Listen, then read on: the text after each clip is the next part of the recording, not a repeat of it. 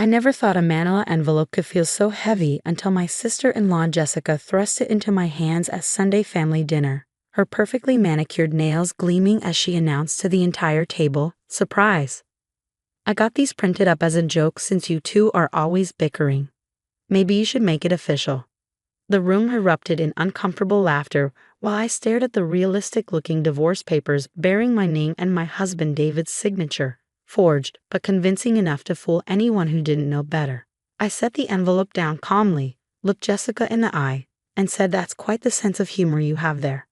I'll have to remember that." What she didn't know was that my 10 years as a private investigator had taught me to recognize deception in all its forms, and I'd been watching her marriage to David's brother, Mark, unravel for months.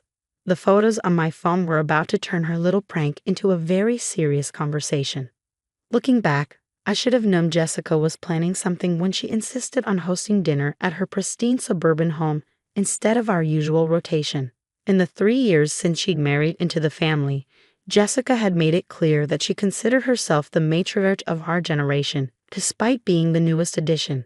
She had opinions about everything from our vacation choices to our decision to wait on having children, and she never hesitated to share them with anyone who would listen. The warning signs had been there all evening.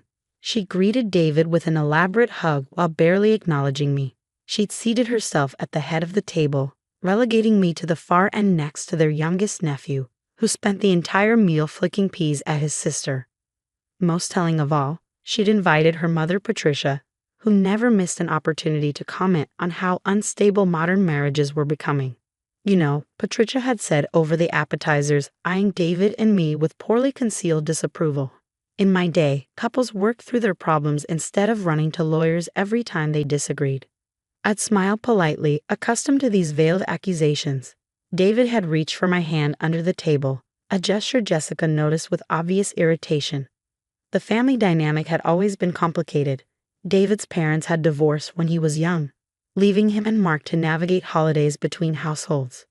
When Mark married Jessica, she appointed herself the keeper of family traditions, seemingly determined to create the perfect family unit she felt had been missing. The dinner conversation had been typical.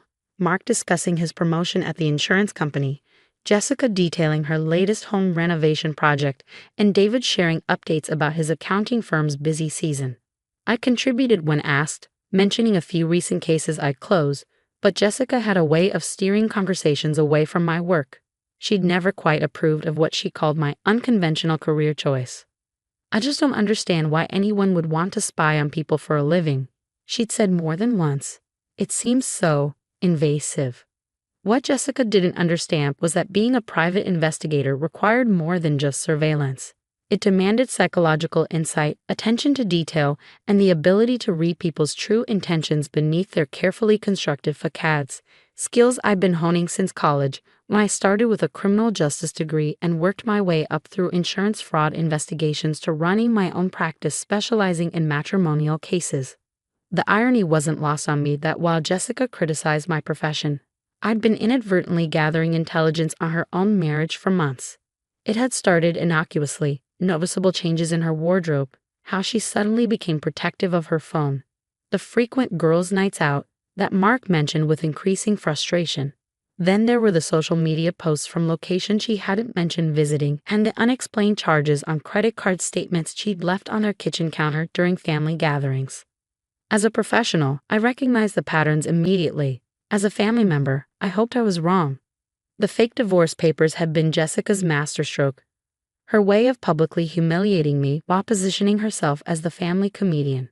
She clearly spent time and money making them look authentic. The legal letterhead, the official sounding language, even what appeared to be David's signature. The performance had been flawless too, complete with mock concern about our marriage's rocky patches and suggestions that we might need professional help.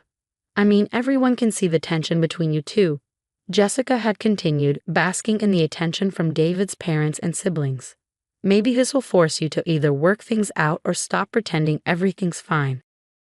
David had gone pale, staring at the papers with genuine shock. "Jessica, this isn't funny. You can't just." "Oh, relax," she'd waved him off dismissively. "It's not like they're real. Though honestly, maybe they should be. You two argue more than any couple I know." The accusation stung because it contained just enough truth to be believable. David and I did disagree sometimes about work schedules, social obligations, his family's tendency to overstep boundaries. Normal couple disagreements that Jessica had apparently been cataloging and weaponizing. But what Jessica failed to realize was that my unconventional career had given me access to information she definitely didn't want made public. 3 weeks earlier, while working a routine insurance fraud case at the Marriott downtown, I'd photographed her in the hotel bar with a man who definitely wasn't Mark. She'd been dressed in a red dress I'd never seen before, sitting close enough to share drinks, their body language suggesting an intimacy that went far beyond friendship. I'd almost convinced myself it was innocent, until I saw them again the following Tuesday at a restaurant across town. This time, the man's hand was on her thigh under the table, and Jessica was wearing the diamond tennis bracelet she told Mark was a gift from her sister. The sister who lived in Portland and hadn't visited in over a year. The third sighting had been the most damning. 2 Saturdays ago, while Mark was at his nephew's baseball game, an event Jessica claimed she was too busy to attend, I'd photographed her and the same man entering a residence in an upscale neighborhood. They'd stay for 3 hours, emerging with the rumpled appearance and satisfied expressions of people who hadn't been discussing business. Each photograph was time-stamped and geotagged, a habit from my professional work that had become second nature. I'd initially planned to delete them, unwilling to insert myself into family drama that wasn't my business. But Jessica's stunt tonight had changed my perspective entirely. "You know what, Jessica?" I said, standing up and gathering the fake divorce papers. "This has given me a great idea for my own little surprise." Her smile faltered slightly, perhaps sensing something in my tone that suggested her joke hadn't landed quite the way she'd intended. "What do you mean?" Mark asked, looking confused by the sudden shift in atmosphere. "Well," I continued, pulling out my phone, "since we're sharing unexpected documents tonight, I thought you might be interested in some photographs I've taken recently. Professional work, you understand." Jessica's face went pale. "What photographs?" "Oh, just some surveillance shots from a few cases I've been working on. Nothing too dramatic." I swiped through my phone deliberately, letting her see glimpses of the screen without revealing the contents. Though I have to say, some people really don't realize how often they're being watched. Take this hotel bar downtown, for instance. The silence at the table was deafening. Jessica's mother, Patricia, was still clutching her wine glass, confused by the sudden tension. Mark was looking between his wife and me with growing alarm. David had set down his fork, recognizing my professional demeanor. "I'm not sure what you're implying," Jessica said, her voice tight with barely controlled panic. "I'm not implying anything," I replied calmly. "I'm simply saying that people should be more careful about their public behavior, especially when they're married to someone as trusting as Mark." Mark's chair scraped against the floor as he turned to face his wife. "Jessica, what is she talking about?" "Nothing. She's just being dramatic because she can't take a joke." But Jessica's hands were shaking as she reached for her water glass. "You know how she gets when someone challenges her precious marriage." "Actually," I said, opening the first photograph on my phone, "I think Mark deserves to see what his wife has been doing during her girls' nights out." The image was clear and unambiguous. Jessica in her red dress, leaning across the table to kiss a man who definitely wasn't her husband. The timestamp showed last Tuesday, the same night she told Mark she was having dinner with college friends. Mark's face went through a series of emotions: confusion, recognition, and finally, devastating comprehension. "Who was that man, Jessica?" "I can answer that," I said, swiping to the next photo. "His name is Richard Brennan. He's a real estate developer who's been married for 15 years. I ran a background check after the second time I saw them together." "You ran a background check?" Patricia gasped, finally understanding that this wasn't about David and me anymore. "It's what I do," I explained patiently. "And when I see someone I care about being deceived, I tend to gather information.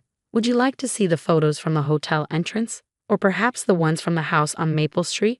Jessica lunged for my phone, but I'd been expecting that reaction.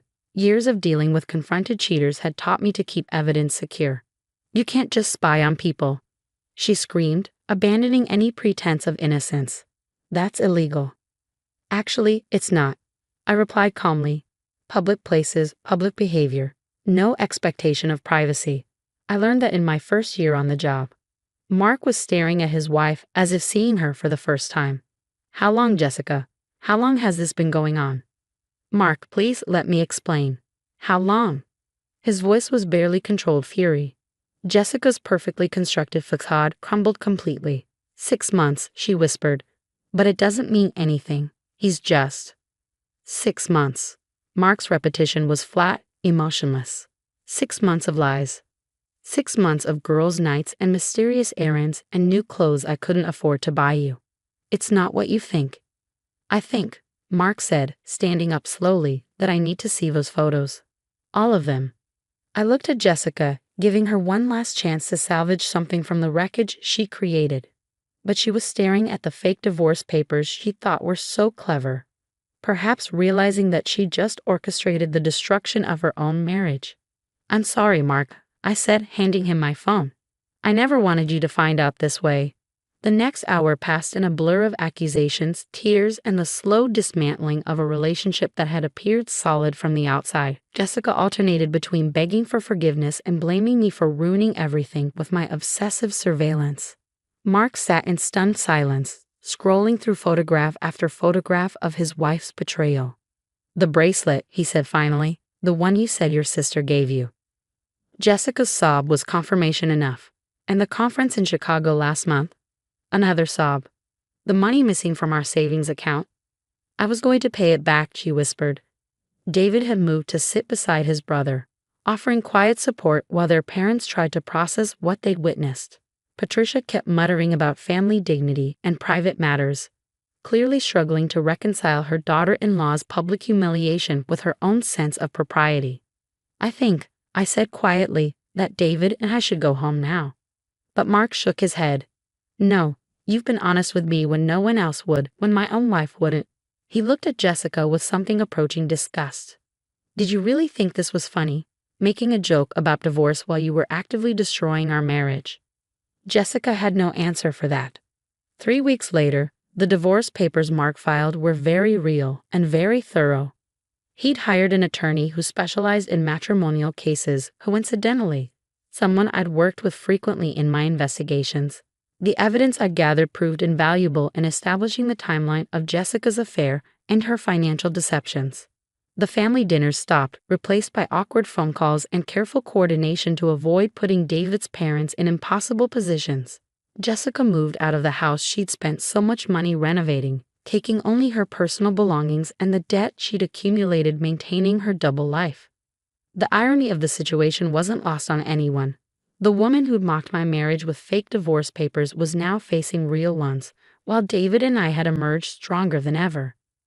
Her cruel joke had backfired spectacularly, revealing not our relationship's weaknesses but her own character flaws. Richard Brennan, the married real estate developer, had disappeared from Jessica's life the moment his own wife discovered the affair. Faced with his own potential divorce and the exposure of his business practices, he'd chosen to preserve his established life rather than pursue the new relationship. Mark had handled the entire situation with a dignity that surprised everyone, including himself. He refused to engage in vindictive behavior, instead focusing on rebuilding his life and protecting his financial interests. The house sold quickly, and he moved into a downtown condo that better suited his new single lifestyle. I should thank you, he told me at David's birthday dinner last month. If you hadn't been paying attention, I might have wasted years wondering why my marriage was falling apart. I just wish I'd said something sooner, I replied. Would you have believed it if someone had told you 6 months ago that Jessica was cheating? He had a point. Sometimes the truth has to reveal itself in its own time, even when the evidence is hiding in plain sight. Jessica's final text to me arrived 3 days after the divorce was finalized. I hope you're happy. You destroyed my life over a stupid joke. I stared at the message for a long time before responding. You destroyed your own life, Jessica. I just documented it. Now, 6 months later, David and I were planning our own renovations to the house we bought together. A house we could afford because we'd built our relationship on honesty rather than deception. The fake divorce papers Jessica thought were so clever were now framed in my office.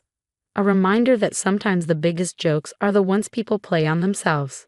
And every time a new client comes to me suspecting their spouse of infidelity, I think about Jessica's perfectly manicured nails and her confident smile as she handed me those papers. I remember how certain she was that she was in control of the situation, how convinced she was that her secrets were safe. The truth has a way of surfacing eventually. My job is just to help it along.